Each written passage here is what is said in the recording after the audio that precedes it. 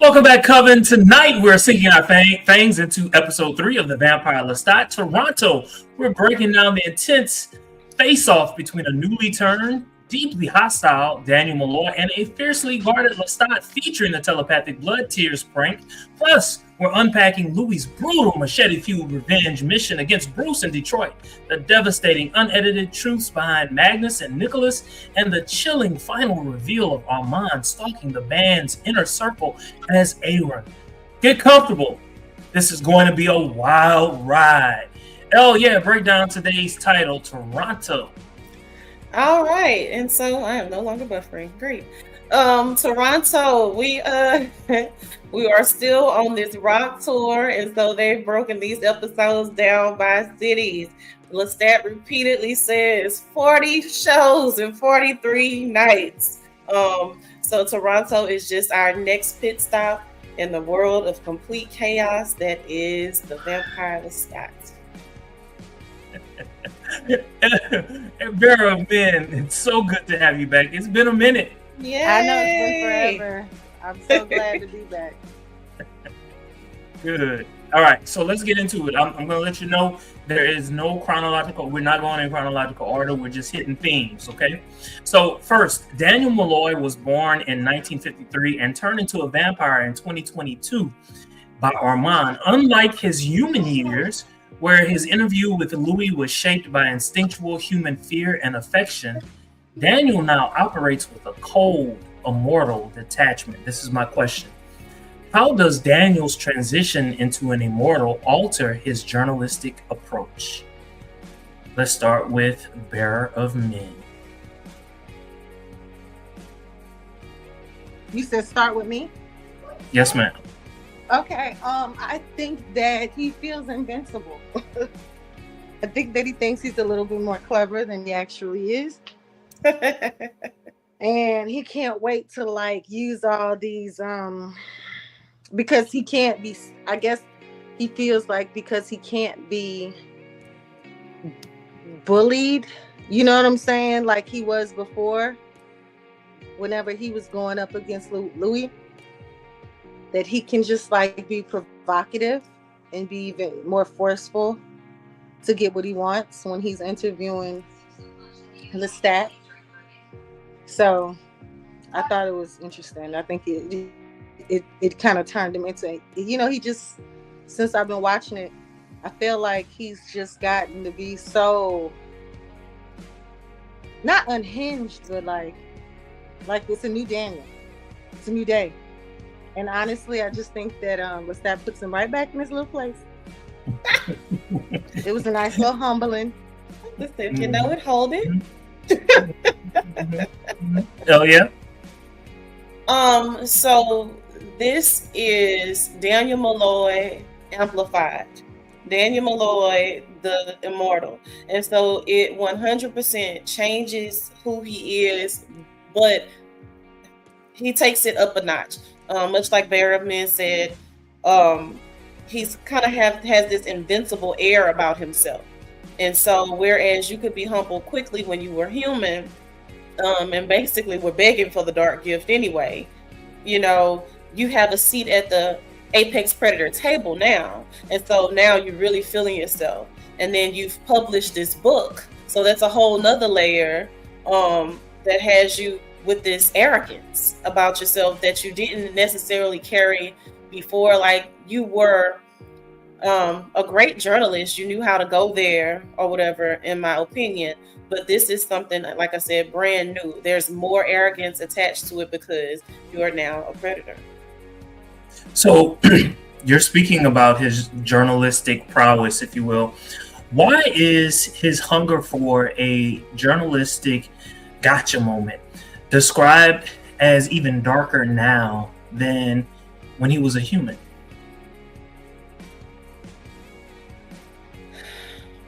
It's darker now because he's seen behind the veil. And so vampirism only amplifies more of what you already were. And so in essence, to me, that's what makes it much more darker, much more sinister. You're just not human anymore, and you wanted the dark gift, like I said, and so it didn't take very much for you to detach from your humanity. Very. Arguably, people would say the journalists are dark anyway. Yeah, gotta be. I mean, what humanity? They'll do anything to get the good story and get to the quote unquote truth. Valid point. Okay. Journalists have no soul. Yeah, so I think it's just more revealing of who he already was and who he already wanted to be. Okay. All right. So Daniel switches mediums. He used to write, he used to type, he used to do all of that good stuff. Now he's doing a documentary, right? So he's using a certain type of camera setup, which forces Lestat to look directly into Daniel's face on a screen over the camera lens, creating an intense, unblinking face-to-face intimacy. So this is my question for you. How does this visual framework intensify the power struggle between the two of them?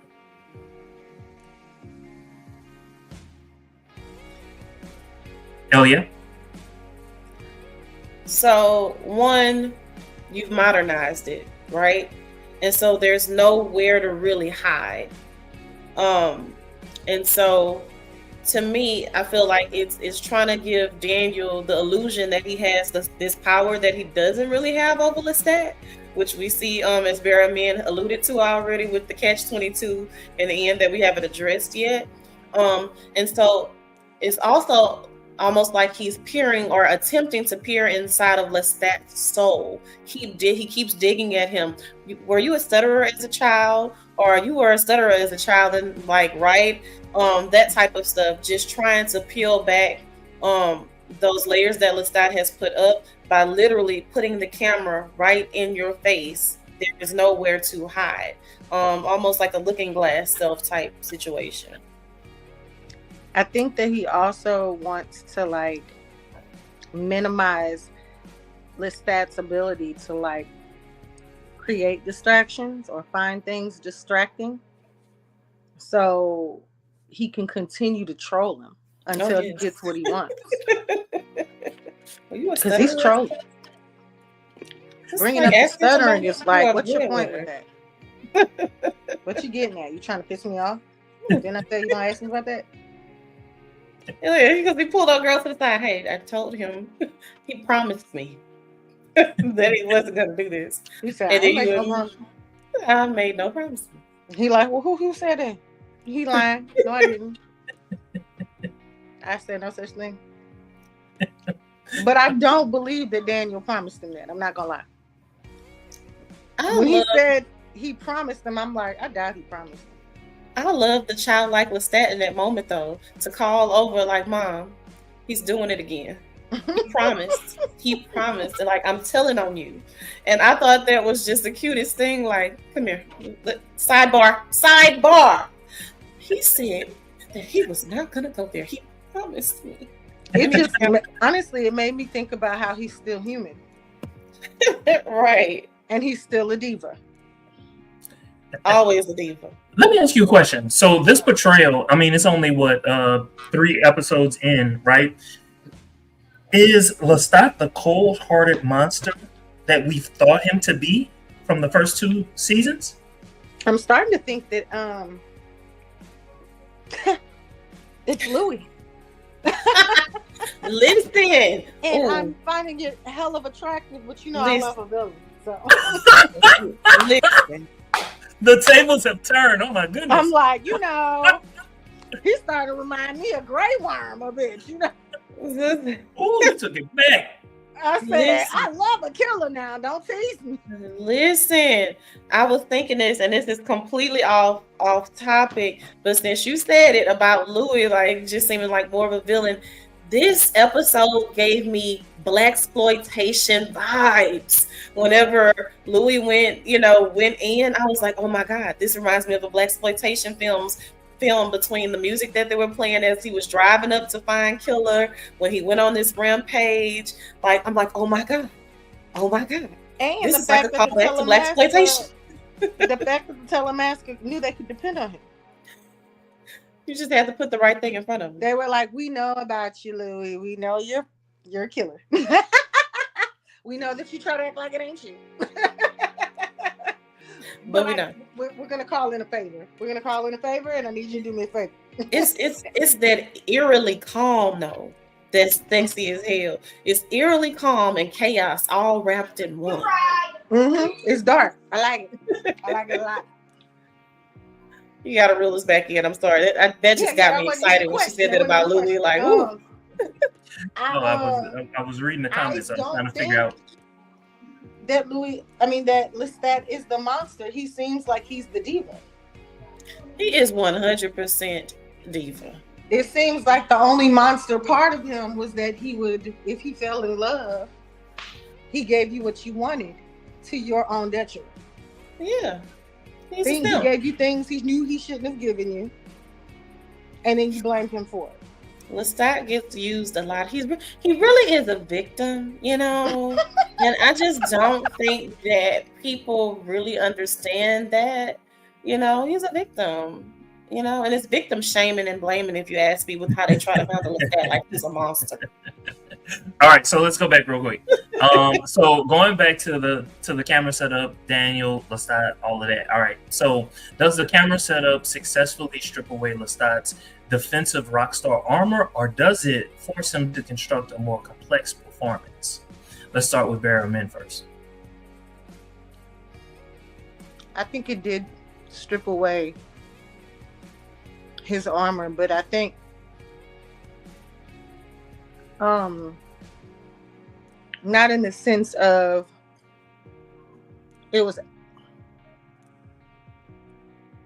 I think it was a performance too. So I guess it was more performative. I think the camera made him perform first, but then still be able to expose his vulnerability, but still in secret. Okay, Elia.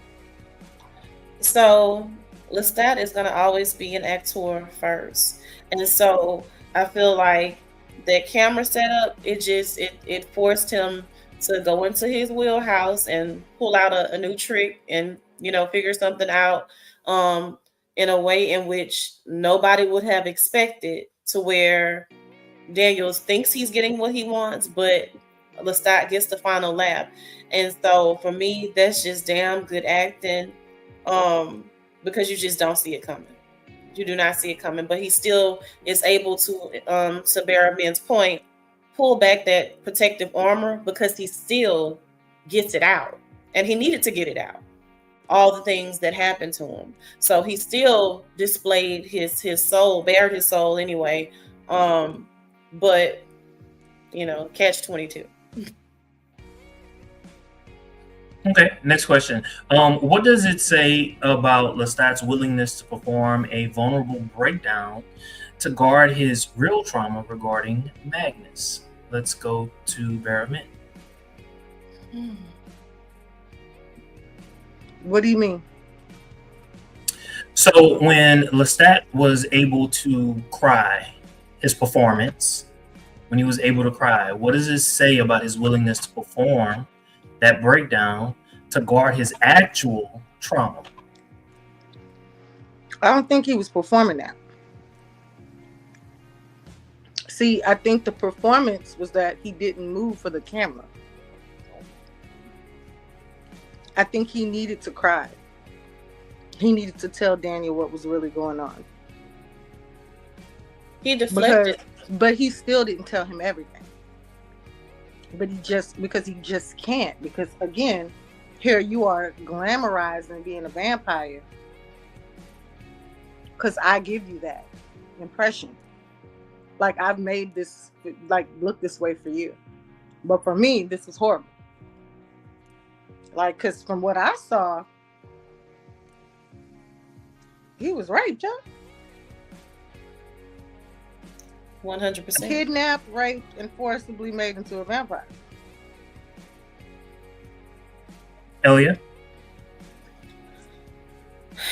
So, for me, this was right on brand. Again, even if you look at comedians, right? They make jokes about some of their darkest things or some of their deepest pain. And so in that moment, whenever he's reeling Daniel in and he's getting vulnerable, he's speaking to true things, like again to Bear of Men's points, and then you see him like bust out laughing about it. And so this is a deflection. You really felt these things, but you held back. Again, kind of to her point too. You held back. You did not tell him everything because there was nothing laughable or performative about that. You were really assaulted. And so we see how he really felt a little bit later, after the camera stopped rolling, even though it was rolling for no reason. How you really felt and what was really going on. And so I think it's like a lot of comics or actors or whatever, you deflect with humor. It forces me, to kind of sort of deal with what I'm feeling, but not really. I can bring it back to a joke and reel you in to where it's like, okay, you think you got me on the hook, Daniel, but you really don't. But at the same time, I'm still kind of getting it out there, if that makes sense. Mm-hmm. So Lestat reveals he suffered from a stutter from ages 9 to 29, which was triggered after his mother took him to see 4 women, including the young twin witches burned alive at the stake in his hometown. I was really hoping that Corey would be here so I could ask this question, but I know that we learned a little bit from the last episode. A lot of people were giving comments. How does this early witness of violence dictate Lestat's adult mind? So I'm gonna defer to just my teacher brain and background. Most trauma happens in childhood. And seeing people, be they witches or not, burned alive in front of you at that age can desensitize you, or either turn you into, desensitize you and turn you into a complete and utter psychopath, or just make you completely weird to where you're a complete recluse and you don't want to be around people at all, or a few other things in between that could happen. And so the fact that he saw this happen, I feel like desensitized him in a way that's very young to witness something so brutal and so violent. And so I'm not going to say that it didn't bother him or affect him at all. Just more so, I just feel like it just made him even more dark once he got the dark gift. Erica? Bear of Men? You on mute. I think that I left and came back on accident. Welcome back. and missed the question. It's at the very bottom, Erica. How does his early witness of violence dictate Lestat's adult mind?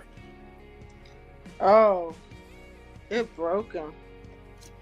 I think he grew up broken the entire time.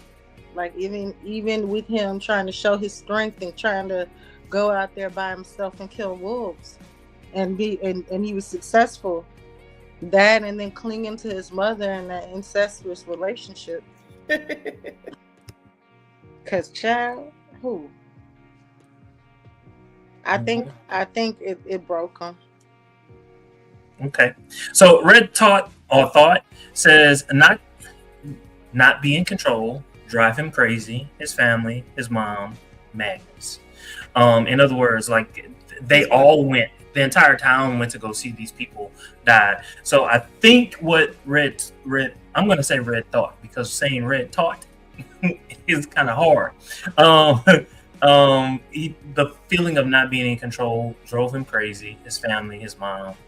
The Magnus part, I don't know. Maybe he's referencing the fact that he just has a whole lot of trauma. No, the whole thing is about all of his trauma. Mm-hmm. It is. Yes. Honestly, he's gone through so much. I think that he grew up broken. That's why he's so mean. Like people think he's mean, but he's not. I mean, he's real. He doesn't play with people's feelings, and I very much enjoyed the different angles that they show you how this relationship was with Armand. Oh, Armand. Oh, don't get me started. That's a whole segment. It kind of shows us something super different. And I remember watching it like, that's not how I remember it going down. Mm-hmm. What do you mean? What do you mean? What are you talking about? Watching, these, renditions. I've been watching the last 2 seasons of, the interview. So I'm like, no, Lestat's telling a different story here about Armand. Yeah, about whole other perspective was with Armand. Oh, well, we know that Armand has turned out to be our resident fuckboy. Okay, not just that. He ain't the only one. No, he's not. He's a stage 12 clinger. Is how it's coming off. Clinger. Like he. Oh, gotcha. Like for nothing too. That's how it's coming. And I hate to say it, if you're really paying attention in the last couple of, episodes, it's like Lestat just keeps it real because he's an asshole. Because and then you see how his life was, and then how he becomes a vampire. Who wouldn't be an asshole for eternity? Mm-hmm. Why wouldn't he be? So let me just interject real quick. So Armand, all right. So how did Armand become a vampire? We've never gotten to that, right? Hopefully, we'll get there. Armand, a young boy, he was a teenager. He was groomed by Marius, right? After a while, he figured out what Marius was. He kept begging Marius, make me. Marius was like, you're not old enough. He got sick. He was like, I'm about to die. Make me. Nope. It wasn't until Marius, at that particular point in time, they thought that Marius was about to die. That was when he made Armand. So Armand is supposed to be young, right? But everyone thought that Marius died. So think about this. He was in love with his maker.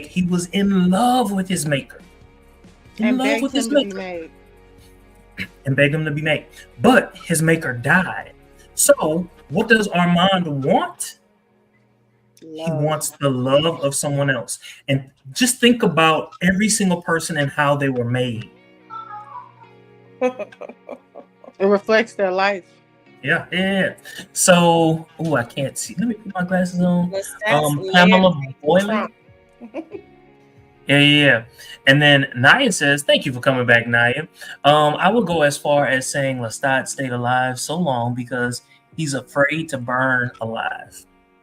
What are your thoughts about that? Hey. Maybe. Oh, yeah, what are your thoughts? Oh, I'm sorry, Erica. Maybe. I mean, look how he feels about fire. What does he feel about fire? Remember that whenever they tried to kill him in the house burn? Lestat? Yeah. Oh, in New Orleans? Yeah. Oh, okay. Okay. I got you. So Naya also says the witches, Magnus and Nikki, all burn alive. Claudia also almost burned in a fire. Lestat in his version? Is that version? Version was grossed out to touch her. I thought it says Verison. I don't know what that means. So it might mean version. You put that little French accent to it.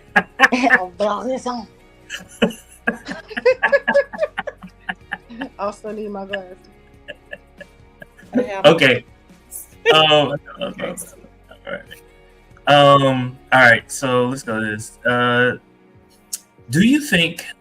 So when we're talking about the witches that died, and Lestat said, I kind of sort of think that the twins were witches. Mm-hmm. All right. So do you think that particular reference was to the twins that we later know to be part of the Great Family? Are you Mayfair witches? Not the Mayfair witches. The Great Family was actually like, if you saw Queen of the Damned, like all those people. I did. all those people who showed up, not all of them, just a couple of them, were part of the Great the Great Conversion, right? Well, I'm not going to say the Great Conversion. I'm going to say part of the Great Family. But there are two twins, Maharid and Makari. I think I'm pronouncing the second one correctly. Do you think it was a reference to that? It would make more sense.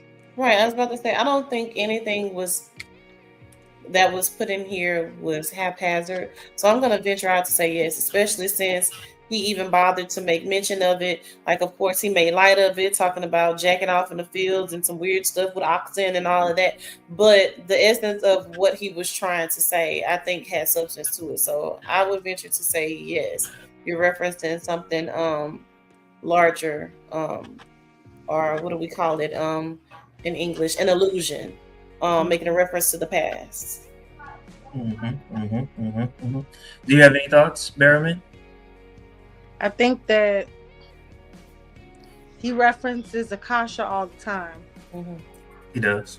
So I think that it's all tied in. Okay. All right. Now, I have a lot of questions for you all about Gabrielle, but I'm going to skip those questions. Maybe we can I think we'll probably end up talking about her just a little bit later. Let's go to my next question.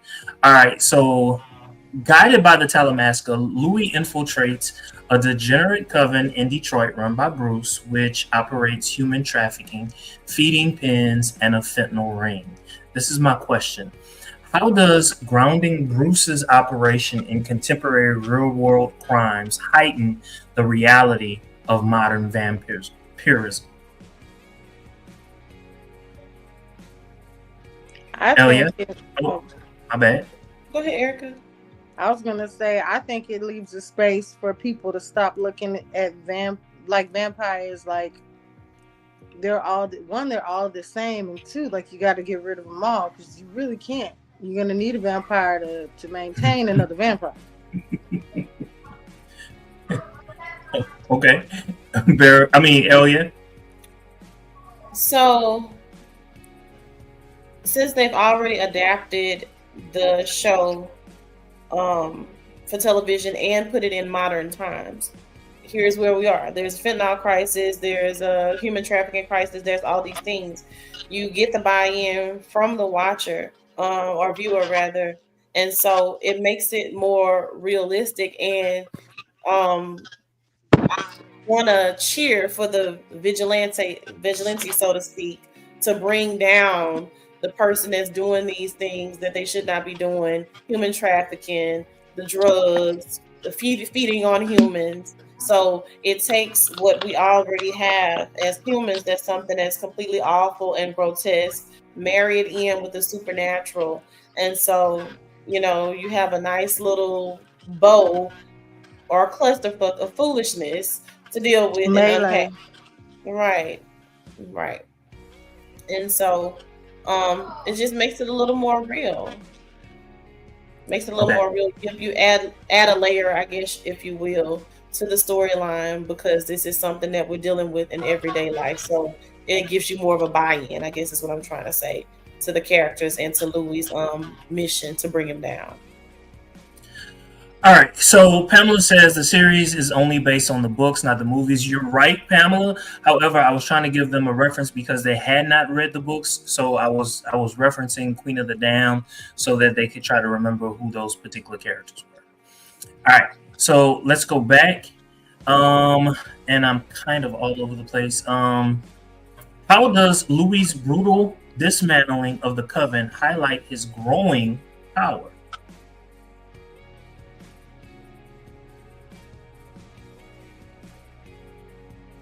It's Louis 5.0. And so I mentioned it earlier. I love the callback to like the blaxploitation film. You're trying to bring down the man or whatever you don't agree with, whatever. You can even down to the music when he's driving up. So you have that whole piece. And then we've talked about this before. Louis was a pimp, at least if we're dealing with the world of Interview with the Vampire, just in the realm of the show. Okay, there was that. And so we have to deal with that piece. And so he's evolved. He has completely evolved. Like, you are a cold-blooded killer. You dealt with the double consciousness of being a vampire versus wanting to be a human and all of these things. A lot of that has been stripped away. And you are able to get vengeance for a person that you love that was harmed. And so I feel like the veil has been pulled back, and Louis is at the point of, okay, I need my lick back for my sister daughter. And that's just what it is. So you know what this reminds me of? And Barrowman, she said it earlier today. It reminded me of I was watching old videos. My bad. I was watching old videos. You remember the one where we were drinking? So when we saw Louis drinking Armand's neck, it was almost as if Louis knew he had to prepare himself. He had to get stronger. And then now all of a sudden, Louis is strong, so much so that he can do a couple things. He can't not just be a what you call it, pyromaniac. Pyromaniac. Not just that, old dude can fly. He got the cloud gift. You did see it. You ain't dropping me from 50,000 feet no more. Let me tell you something. I'm a bad guy. What Jay-Z say? He's good with it. He's good with it. And I think he's kind of I think that although Lestat wasn't the villain that we thought he was, you know how you just in a toxic relationship and y'all love bring out the absolute worst in y'all when y'all get like it's the best when y'all happy. It was the best of time and the worst time. Yeah. But when you mad, it's like the damn devil surfaces.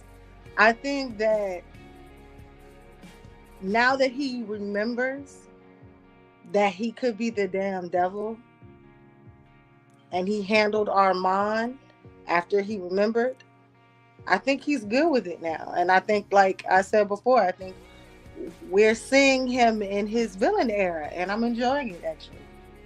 I want to get to some of these comments.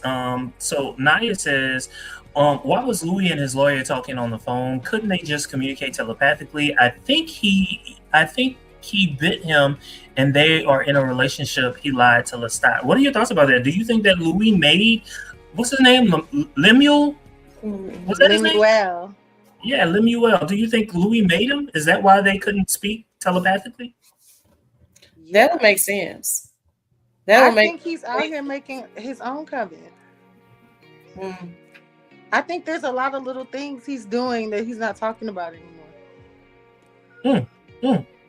And he is lying. That is clearly his boo in some kind of way because dude's calling and he's checking in to make sure he's straight. But Louis hollering, there's no strings attached. There's no strings. Because he acting like Lestat child, he putting him in his place and not letting him speak for him. But old dude we ain't together because he said it. He said it in front of his dude. There's no strings attached. You know, and your boy didn't flinch. Your boy didn't flinch. Ain't said nothing because he know what's up. I think Louis running the thing now. I don't hate it. No, I don't know. Like I think it's a good theory, but I just don't know. In the books, Louis, to my knowledge, let me take a step back. Let me reel that back. I don't know. So Red Thought maybe because Lestat made him. I'm trying to remember what was said that would make Red Thought say that, but I just wanted to put that out there. So Pamela says Louis is accepting all his vampire powers. Y'all. As he should. Yeah. Finally getting comfortable. Okay.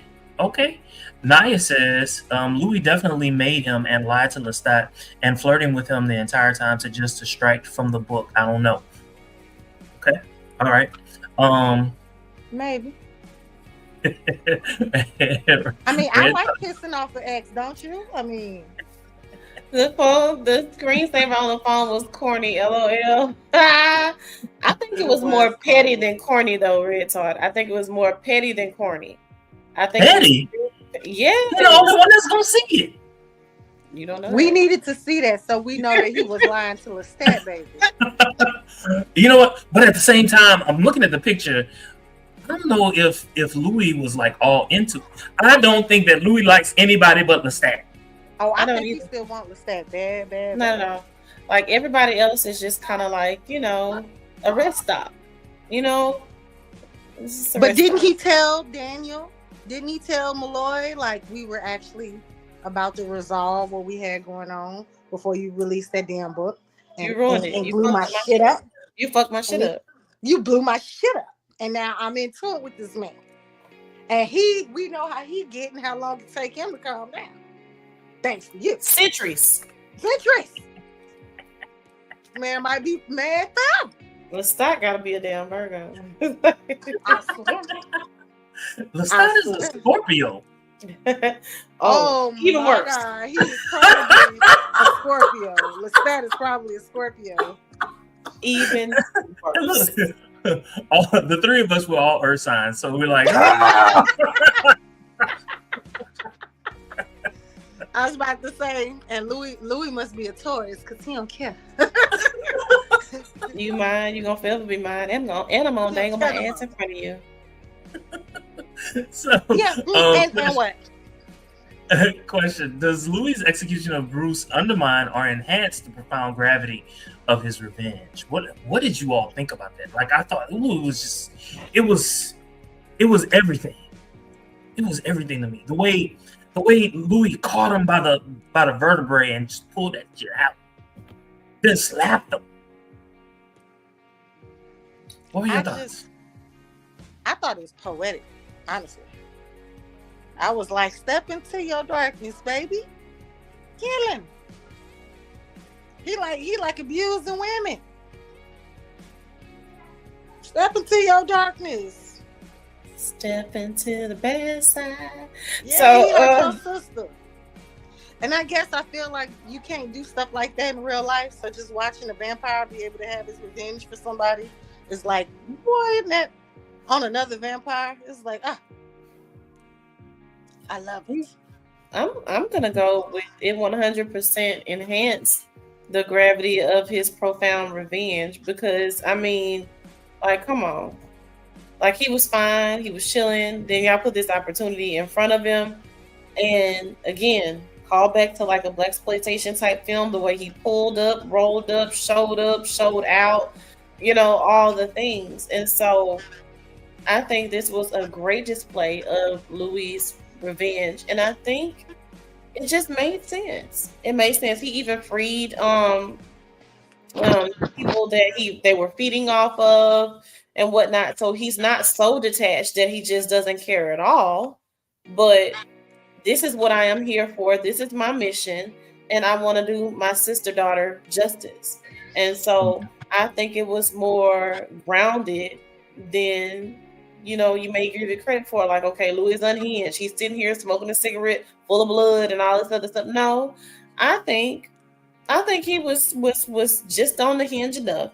And then wait a minute, what is this posting of Armand told the truth? What is all this? What are we doing? And he's still mad at Armand, so please don't even say he told the truth about nothing, Lord.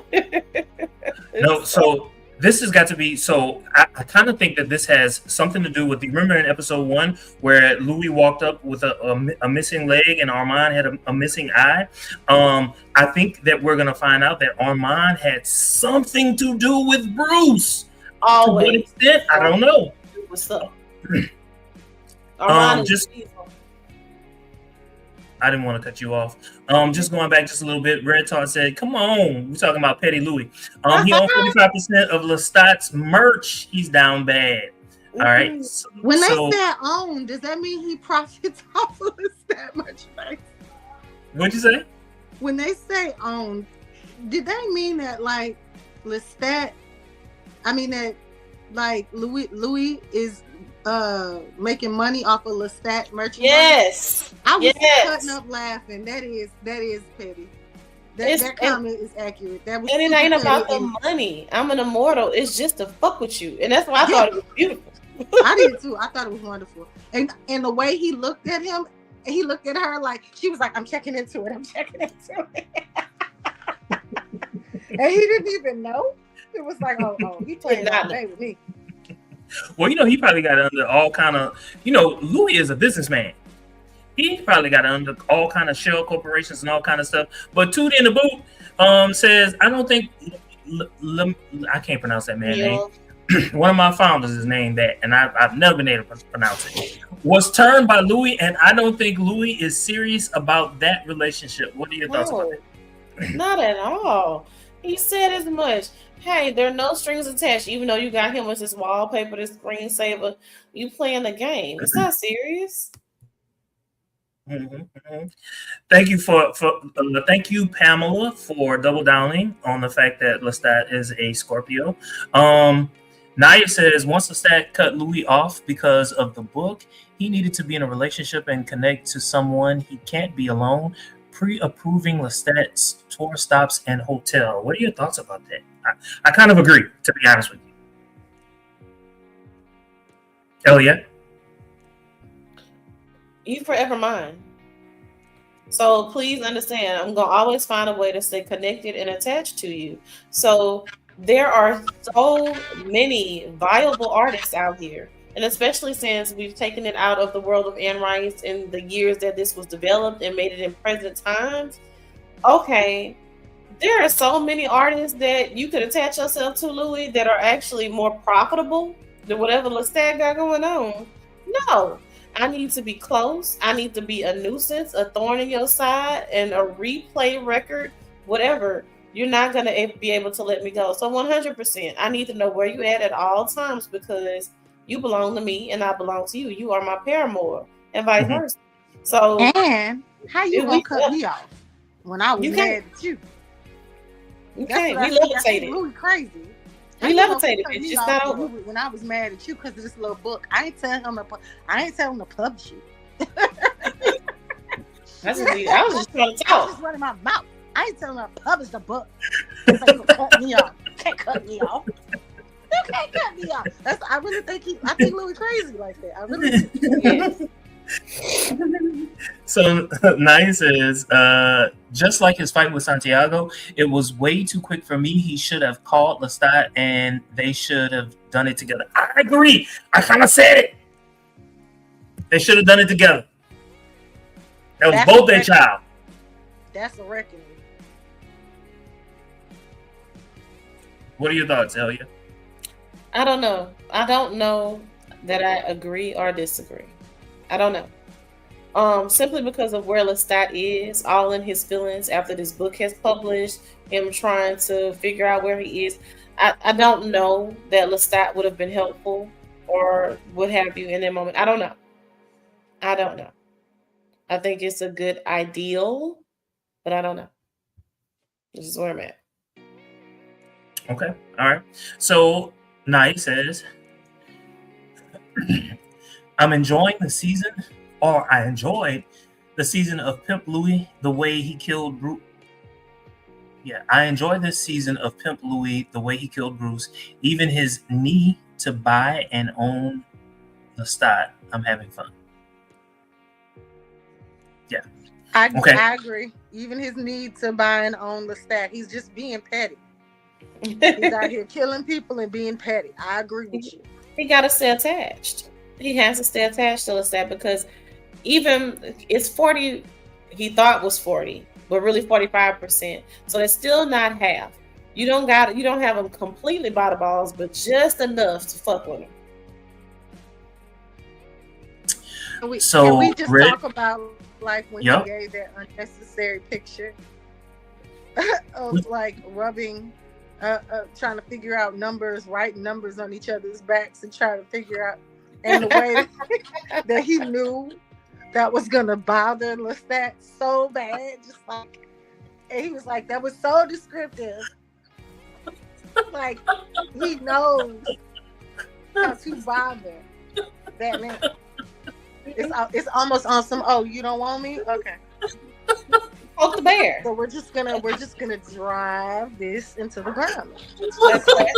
Wear this out. Poke the bear. So let's go back to season 1.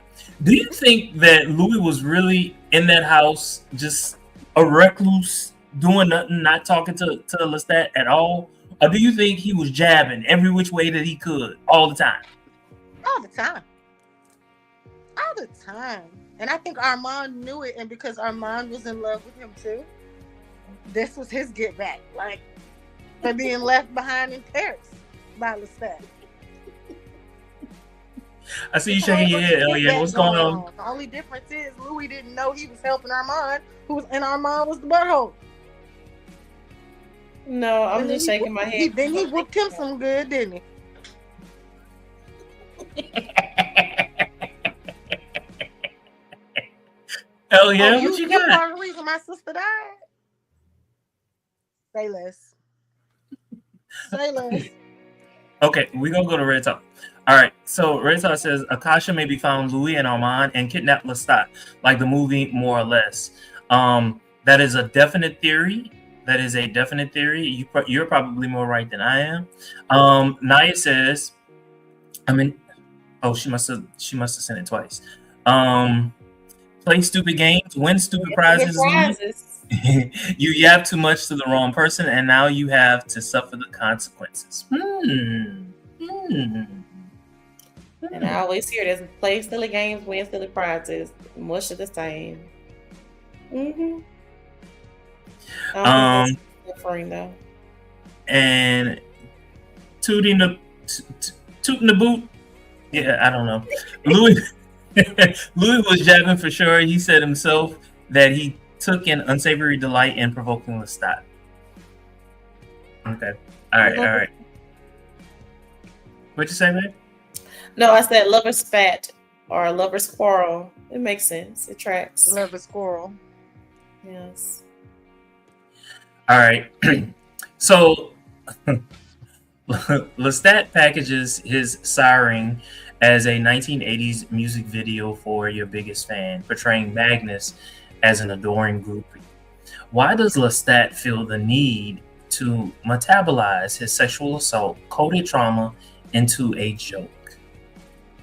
Because who wants to? So let's take a who wants to and put a name to it. Lestat, for what we know, as far as these fledglings are concerned, or the rest of the world, is one of the oldest vampires they know, right? And so he's powerful. He's all of these things. Why would he want to allow himself to be seen as that level of vulnerable? He's already had all of this trauma before he was even given the dark gift, right? And so this is his chance to kind of rewrite and become something else. And so if I have my origin story as a vampire being one of being raped, being not given a choice, all of these things, that's going to make me seem weak. And I don't want that. I don't want to be viewed as a victim. I am the Vampire Lestat. I can fly. I have the fire gift. I have all of these things. I have the blood of Akasha in me. So why on earth would I want to make it seem as if I'm vulnerable in any way, shape, or form, and have been assaulted and someone to be pitied?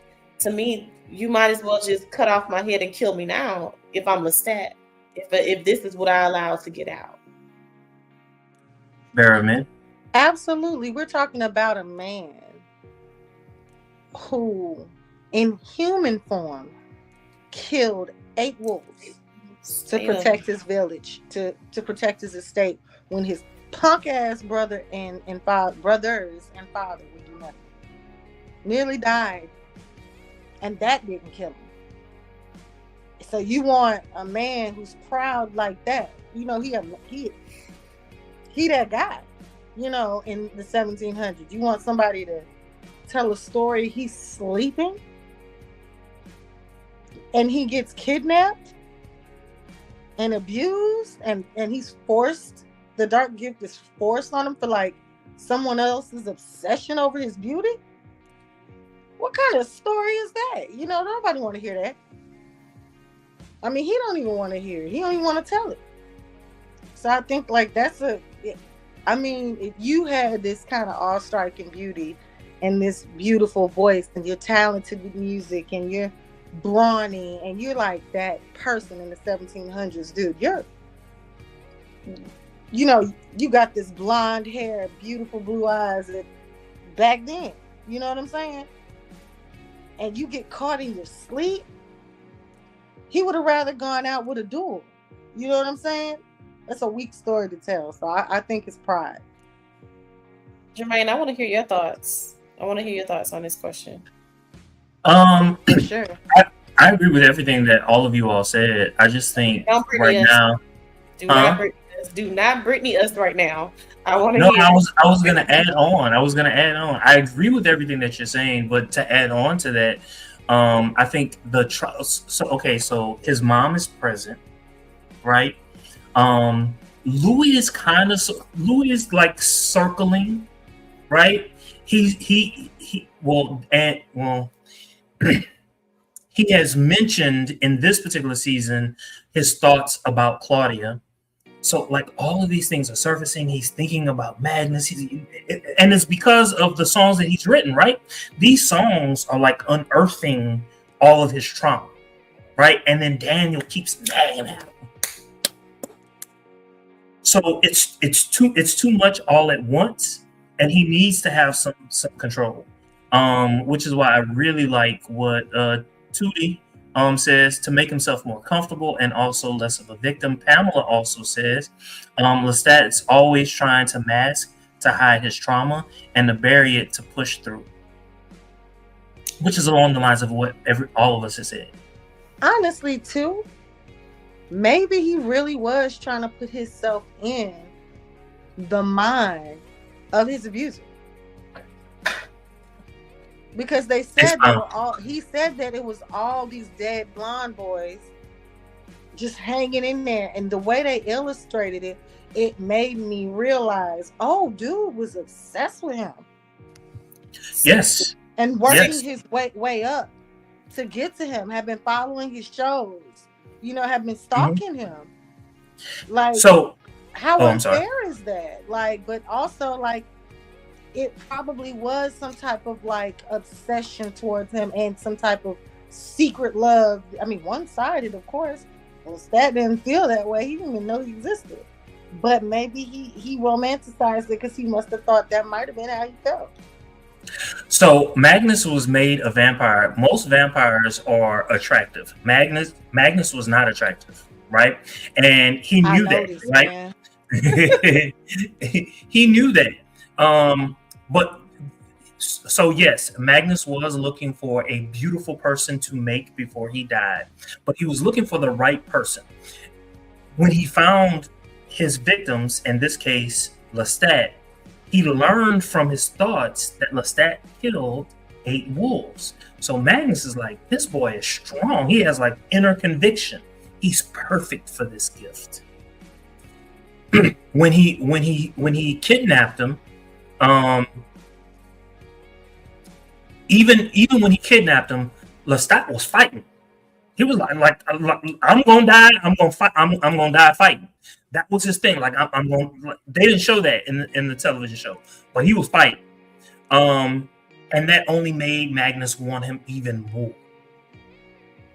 Now he like his fish squirming. Oh my god. Thick Mormon. Thick ass. Mormon. So Tootie says, I agree with the fact that Lestat was trying to rationalize what happened to him and see it from the outside perspective. It's less painful that way, I think. What are your thoughts? I agree 100% because, again, I don't want to come off as a victim. Like, no, I want to have the illusion of some type of control. Barrowman? I agree. Like, I mean, then he dies and leaves him with no info, no nothing. Or does he die? Because I got confused when I was watching on the show. I started getting confused. I was like, are all these people still alive or are they dead? Let me know something. Some of them lived. Some of them lived, but they were then killed. Okay. What was I about to say? God dog it, I forgot what I was about to say. This was the thing. So, like the great laws that they have, that vampires have, that we learned about from season 2. Magnus never told Lestat that, right? He only told him, this is how you die. Make certain that you don't die from this. Right? Basically, that was what he also told them. You know that you need to drink blood and shit like that. He didn't tell him a whole lot. He was like, you have my blood. That means that you're gonna be strong. That was pretty much it. He was like, go out, do what you want to do. You're gonna figure it out. Basically, that's basically what he told him. Cliff's Notes version, if you will. So when Lestat went out, Lestat didn't know nothing about the great laws. He ain't know nothing about it. He was just like, let me live. Let me try. And we got the Lestat that we got. That's why he think everybody's so damn needy. He like, man, I figured it out without somebody coddling me.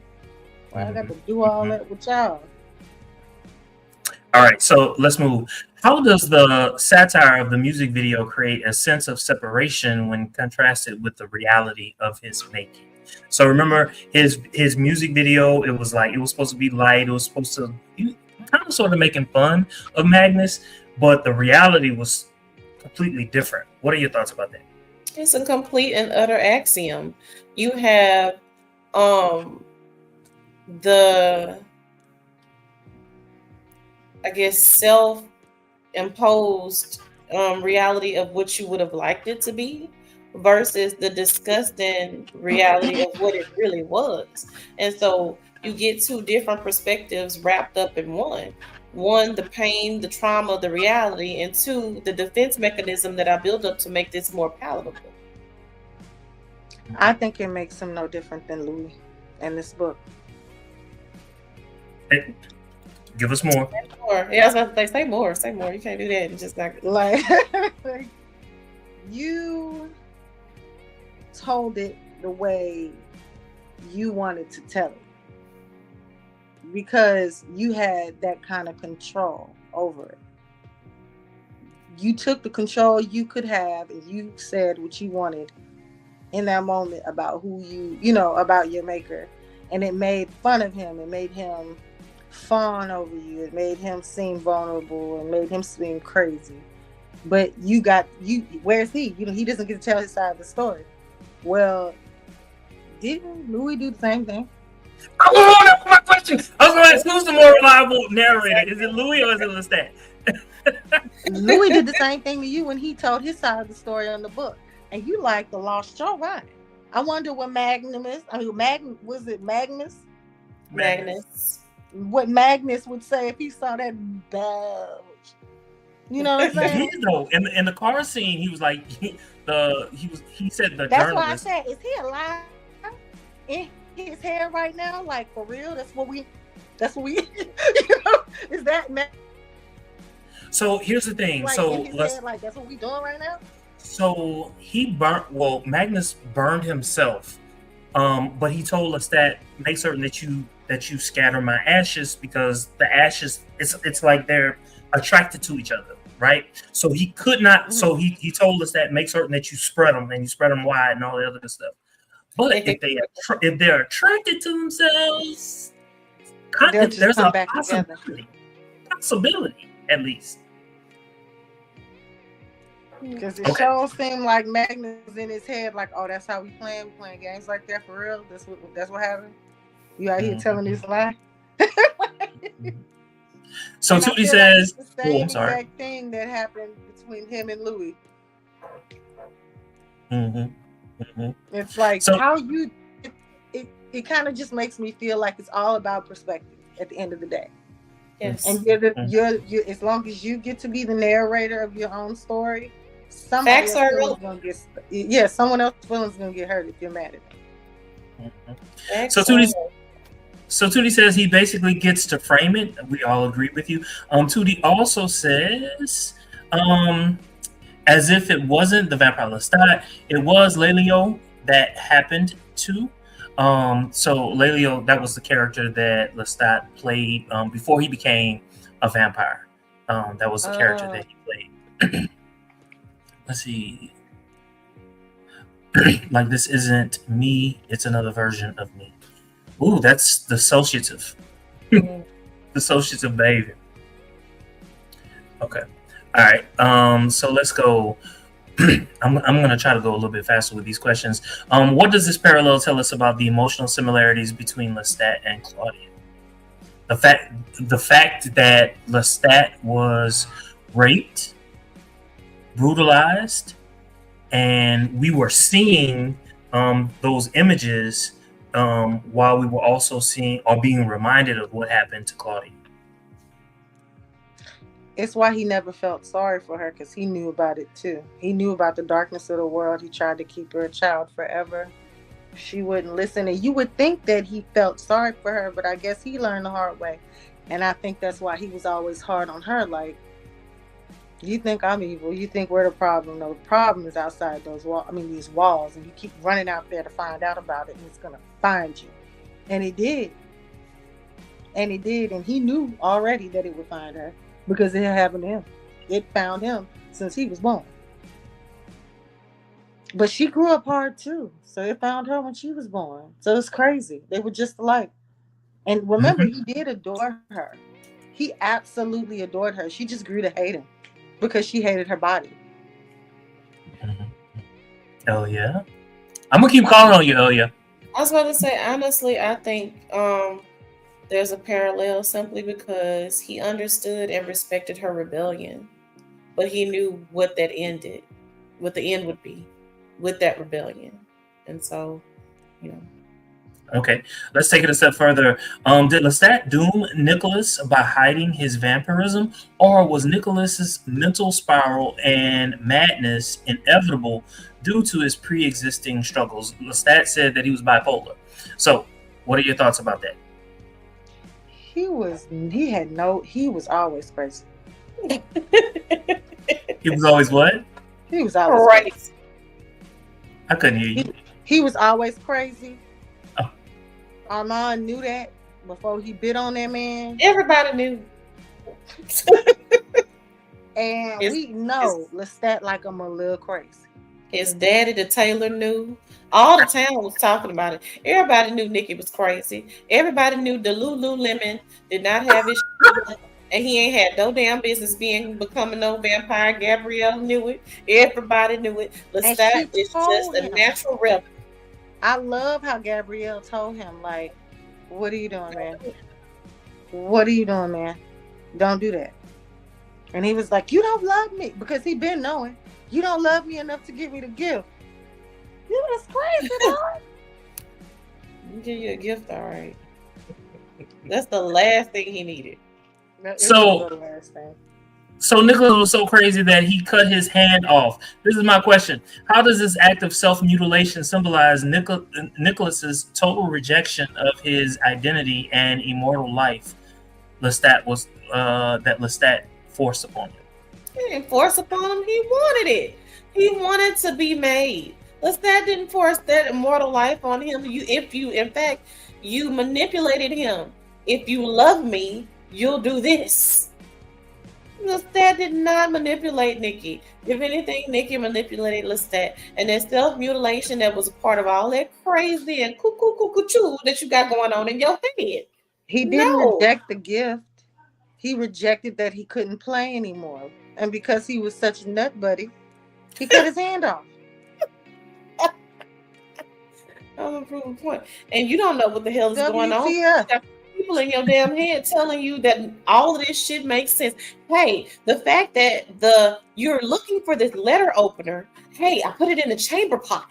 It was supposed to be hey, you had me at chamber pot. I'm better when I get my letter opener, my guy. What that got to do with anything? But wait, did y'all see that moment when he cut his hand off and Gabriella just laughed? That would have been me. That would have been me. I'm sorry. All the time because it's so fucked up that it's funny. Because she told him. That's it. I told you. You looking for a letter opener in a chamber pot? That got me. But look, all of them crazy. Every last one of them was crazy. Armand was just standing back like. He just waiting on you to beg to take the man's life so he could get rid of the. And Lestat was crazy for making him. You knew he was gonna be a crazy vampire. He's a crazy human. What you think is gonna happen? That's why you did. What did you think? You couldn't get a gift to him, and even your mama reminded you, "Boy, what you doing? Don't do that. Don't do that." So Tootie says both Lestat and Claudia. Ooh, somebody was sending a comment and I lost it. Both Lestat and Claudia had a difficult time verbalizing their traumas to others. Their rape made them distrust others' love. Oh my goodness. Yeah, that's a good one. 100%. I like what you had to say there, Tootie. Okay. I agree. So Tootie also says Lestat couldn't explicitly tell Nikki that he was a vampire because he would have had to murder or turn him. We know which she chose. Yes. Unfortunately. Okay. Tootie also says, I personally believe Armand made Nikki cut his hand off. Ooh, telepathic. I thought that. I literally thought that as it was happening. When I did my second watch, I thought because Armand is a throw a brick and hide your hand type bitch. He do that type of shit, and so that would not surprise me if he did. And let me be clear, I'm not taking away from the fact that Nikki is stark raving fucking mad. He is. I'm about to say, did he make him get up off that fiddle and go, ah? Right. I was like, and do all it. No, look, I can't blame everything on my mom. But I was embarrassed. I was embarrassed for all that. It's plausible though. Is it not plausible that because Armand wanted Lestat so much, he made Nikki seem crazy? Telling you, he made it worse. Nikki had the propensity to go off the rails and do some wild ass shit. I do not doubt it for 1 second, but I did have that thought cross my mind that he made him cut off his hand. You might have used that excuse too. Right, for real, because at this point now you done mutilated yourself, you doing all this and you won't see Lestat, just let me put him down. No, it's okay. Let me take care of that for you. Right. You ain't gotta do it. I'll be the bad guy. No, but did y'all laugh whenever Armand told Lestat I love you? He was like, Jesus. I think that was his exact response. Jesus. He got a voice. He like, everybody in here delusional. He got a voice. He got instantly annoyed. I understood Lestat in that moment though. I'm like, really? Because that ain't what we're talking about. Why you even said that? Like, where you came from with that in this moment? Like, just I need to know. What about what? No, it was when Armand said, "I love you." Lestat did. I love you too. Like, bitch, you crazy. I'm gonna tell you what you want. You act like it's just Nikki. It ain't just Nicolas, it's you too. God damn. Like, everybody I talk to is obsessed with me. Why is that? Because you like that shit. You like y'all caught that back and forth between Gabriella and Armand? Oh, 100%. Like we're not gonna act like I'm the only one that regrets my fledgling. He was like, no. He was like, whatever.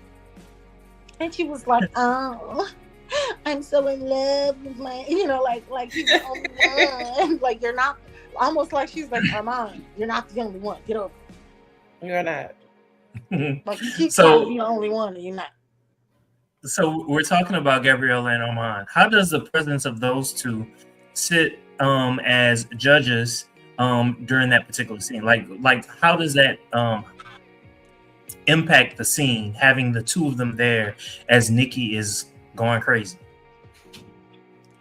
Oh, it brings so much more depth to my understanding of how things must have been back then. I feel like I'm really starting to enjoy watching the show and how how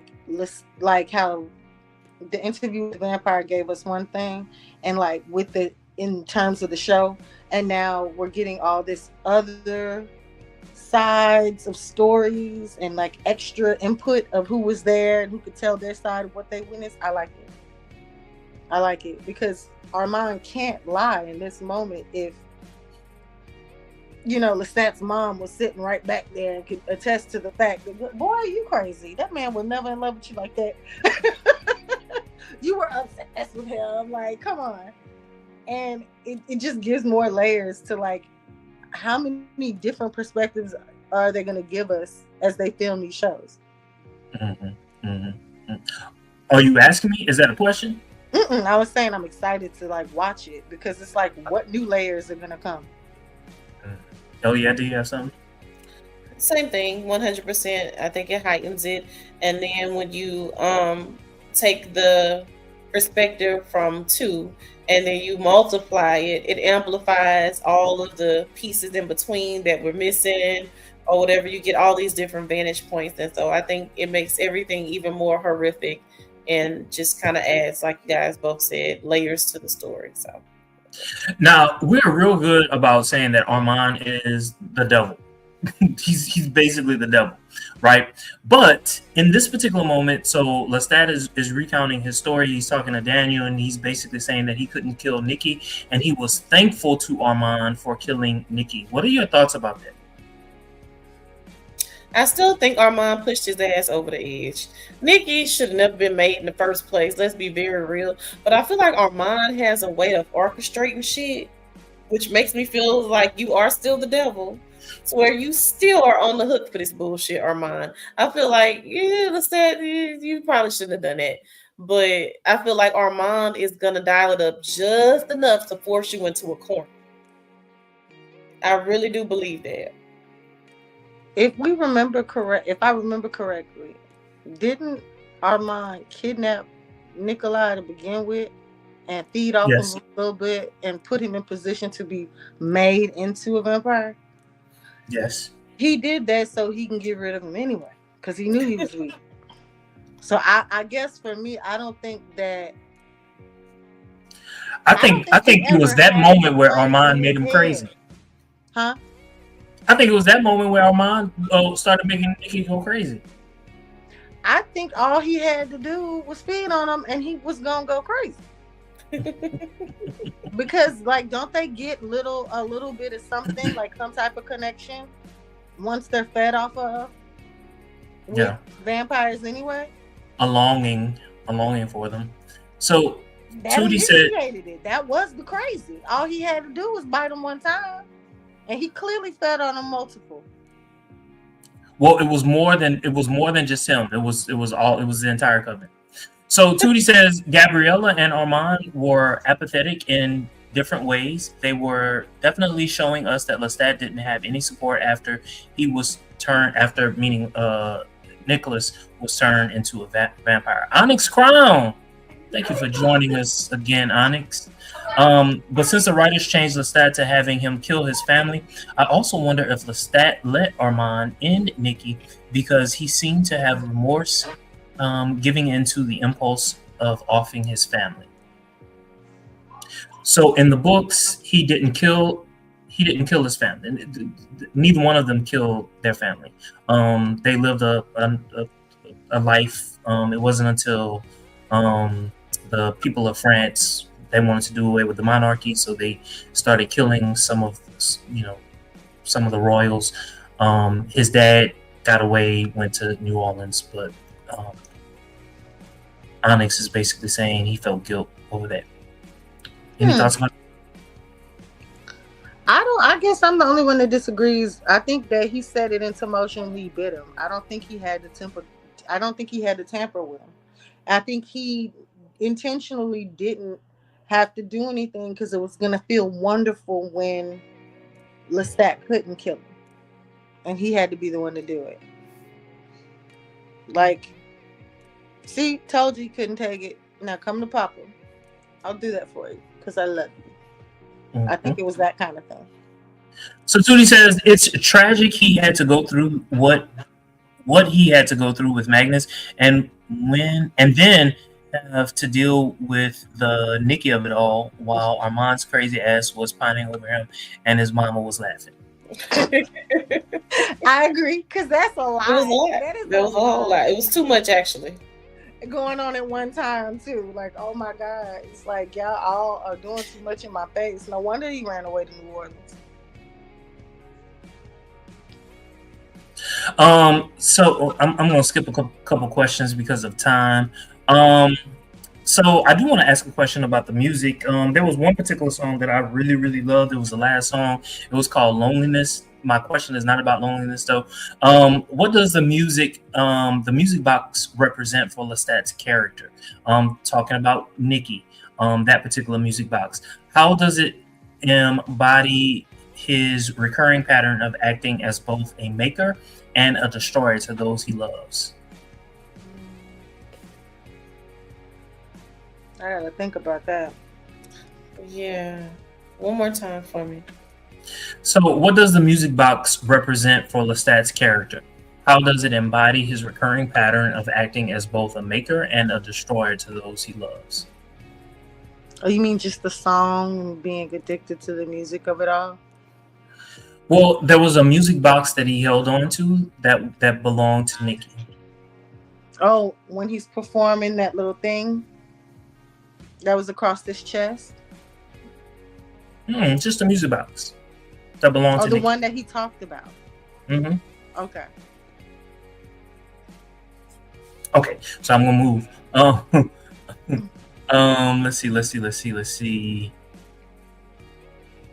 Okay, so what is the significance of the song's key lyric? Going back to loneliness. You can't fuck away the loneliness. Being lifted from a cheap Atlantic City tourism t-shirt. So, as vampires, you're already immortal, right? And so, from anything vampiric that I've ever seen, is always hypersexualism, right? Yeah. So, what they often long for the most is companionship, or what have you. So, you can have or begin to have enough sex to fill the void of being lonely. It's just impossible. And so, this is just a callback to whereas in the several different areas throughout Lestat's life, he has had these loves or extreme likes or whatever. Oftentimes, you still come up empty, because you cannot have enough sex to just take away that lonely feeling or whatever void that you're trying to fill that was already there before you were made an apex predator. Again, going back to childhood, where most trauma starts. So I know Bear of Men has something to say. So if you really think about all the different characters that we see, even Claudia, Claudia wanted to have sex. She wanted to have her own. You know what I'm saying? Louis is a little different. Louis is a different situation. Definitely Lestat, loneliness, like Armand. The loneliness of Armand is epic. You know what I'm saying? And so he's basically saying you can't fuck away the loneliness. And it's going to take a long time for a vampire to choose someone that they can deal with for eternity. Mm-hmm. I'm sorry. Okay, I agree. I don't think that. I think it kind of shows how they're still human. And then forever's forever. That's a long, long, long time we're talking about. And nothing changes it. Like, sex ain't gonna change. That waking up, going to sleep, holding hands, conversations, walks in the park, enjoyable things together. None of that. Like, that's just like, it's what is it called? A fleeting. The active sex is fleeting moments. Or are fleeting moments. But, like, intimacy lasts well past that. That's part of the reason why him and Louis can't let each other go. And just sometimes have to get a glimpse of each other. I think this is what I think. It's just a personal thing. There's nothing in the books that really tells me that, but if I'm going to like dive deep into it, I think the fact that the two of them courted each other in the beginning, they had real feelings attached before Louis was made, which is why, Louis followed the pattern that vampires go through. And if you think about it, that's why Marius did what he did with Armand. he made Armand fall in love with him first before he turned him. The same with So- Nikki. Well, yeah, Nikki was in love. They were in love before Lestat even Was turned. lust? So it was lust. I don't know. Oh, Tell for me. Tell me, was it passion or lust, or was it love? You think it was love? It wasn't love with Nikki and Lestat? I don't know. I think it was. I think it was when he was in his human form. Yeah, because Lestat was still human. I think it became lust for that power after. Okay. So Tootie says, Lestat has constantly tried to fill a void inside himself with other people and their love. He thinks he needs someone else who loves him to cope with his loneliness, but self-love is more important. Yes. Indeed. Yes. Again, I'm going to skip. At the very end of the show, Armand is at the AAA, the Alcoholics Anonymous meeting. Psycho. Is Armand's presence at the meeting calculated telepathic stalk to attack Lestat's inner circle? I absolutely think so. Hell yeah. I think he's so obsessed with. You know how you look at somebody like, you're so obsessed with me. The fact that you ended up with Louis. You made Daniel. You ended up with Louis. And now you happen to be talking to some, like, in an anonymous group where one of your, like, where one of this man's group members is. Like, you're so obsessed with him. It never went away, did it? So I'm gonna say yes, 100% to this question. And Lestat is very in love with and excited by his bandmates. He chose them or whatever. That kind of got him out of the slump that he was in or whatever. And of course, we know he threatened the one bandmate and all this other stuff. But what better way to get under Lestat's skin than to telepathically infiltrate his band? You know, and then let's start with the weakest link. And I'm only saying the weakest link simply because he's the only one that walked away. You went and stalked and found this guy, Arun, that you're going by now. Like, come on. Your real name. This is the reason why you're the worst of them all. You're so calculated. It's so cold. It's so good, though. I love to see it play out. I know. I love a little psycho. I love a little psycho on the show. I love a little psycho. When Armand claims to be an addict, is he purely manipulating Alex, or does his confession reflect his own internal codependency? The latter. Is, yeah, both things can be true, but it's the latter. I think you needed to get it out. You do, because you look crazy. I think he addicted to Louis too. I think he addicted to all of them.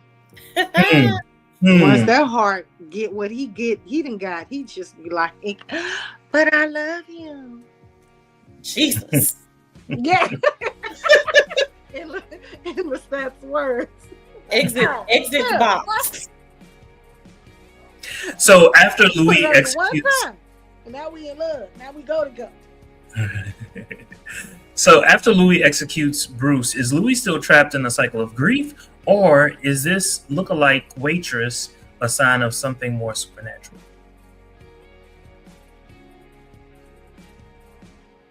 I think it's about something more supernatural. I think he's drawn to her, and I'm kind of scared he's going to turn her on accident, like he turned her the first time on accident. I'm wondering what they're going to do with this. Yeah. Regina. This is what I'm wondering. I think killing Bruce gave him some reprieve. It's not over. It's not over. That wasn't enough. Because he followed her. That's the part that threw me off when he said he followed her.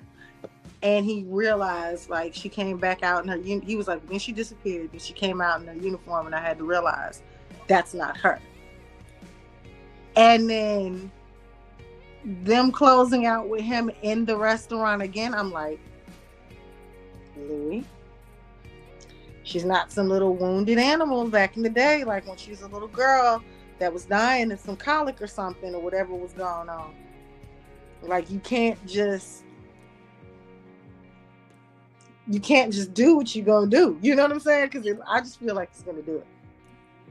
And I think this is probably where the show will go AWOL and write its own story, which we all want Claudia back. So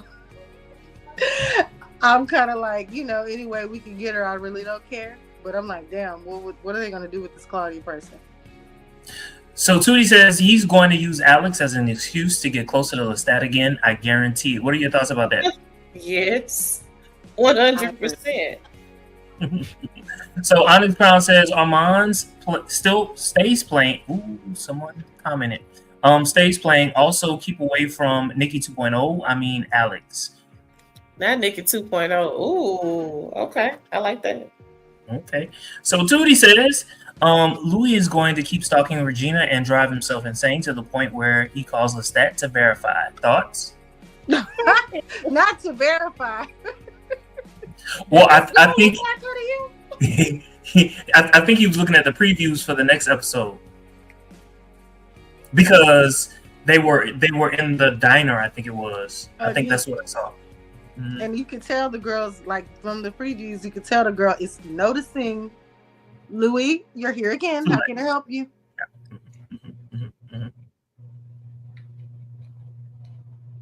Another comment. I need a comment on another reactor's channel about how Regina's name means queen. Regina. Yes, it does mean queen. Regina. What do y'all think? Any significance? Are you saying that that's really Akasha? Ooh. I was about to say, are they doing this? I was really about to say that. Like, that would be a plot twist. Ooh. Ooh. But they already went through Akasha. This picks up after Akasha died. No. This is before Akasha. But this band is taking place before Akasha died? No. Well, yes, before she died, yes. But what is revealed in the Queen of the Damned is she heard Lestat. She heard Lestat. She's been keeping up with Lestat the entire time. She's in like some type of slumber, and right? she liked what he was doing. The fact that he was talking about vampires, she was like, "Go ahead on, do it. I like it." Yeah, like why we ain't all talking let the world vampires. know who and what we are. So it's a possibility that this is how she also said in Queen of the Damned that she can inhabit the bodies of others. I read that book. Look, the few books I have read, because I knew she was asleep. So Tootie says Lestat became a rock star and then Akasha woke up. She said, "Boy, give me that." All right, I skipped over a lot. I was gonna do a whole little part on Gabrielle, but we had an hour and a half. Yeah. Anything that we missed? Anything that you want to quickly talk about? Gabrielle is I want to know why she doesn't want to be she doesn't want anybody to know she's Gabrielle. Why are you going by Sophia? Why are you hiding? You're embarrassed. You don't want to live in this 21st century world in incest. You want to hide that? Maybe. Or maybe it's Lestat that more so doesn't want anyone to know more than Gabrielle. Both. So, we've not really talked about Gabrielle all that much, but what we do know is that Gabrielle, she's in and out of his life. She doesn't spend too much time with Lestat. So maybe she just wants to continue to be anonymous. Yeah, because she got up out of there at the end of the concert. She sure did. To me, that looked like she was saying, I'm turning my back on you. I'm just like Magnus. I'm just like Nikki. Fuck you, motherfucker. I'm out. I felt like she was like, "Oh, you're okay now. I can see you doing better. Let me go." Because I feel like he's getting into I don't think that it's like she don't fuck with him. I think it's one of those like, when you all right, when you up, you don't be needing me, and I'm not gonna be around. And you don't need me. I see you back at your antics, like what you be doing. So let me go ahead. That's how I took it. Like, let me move around. Like, she almost like she had to witness him be okay. Because when she came to him, he was beat the hell up. Mm-hmm. You know? Mm-hmm. And then he took off and he drove off and left her. Because let's be clear, he left her right after that interview. And she seemed like she was there to soothe him and help him through. And he was all about it. But when he drove off and he wrecked the car, and she didn't know he wrecked the car. But he didn't want to be around her because she just fucked him. His stunt double with a bad wig. And she didn't care. She sure didn't. What kind of mom is that? Anyway, you said we can't do it no more. You ain't said nothing about that. So Honest says also, y'all remember when that big building in Toronto fell down? Any significance as well? I don't know what big building in Toronto fell down. That's my ignorance. I don't know. So Tootie says, Gabriella doesn't want anyone to know she's Lestat's mom because then she'll belong to him. So Tootie says, so as Sophia, she's her own person. Got it. Onyx Crown says, yeah, I think it was telling when Gabriella left after Magnus. All right. Before any more comments come in, thank you all so very much for joining us. Don't forget to like, comment, subscribe, and share on all your social media. Until next time, y'all have a great one. We've got questions, and we know you have answers, so make love to our senses in the comments. Drop them down below.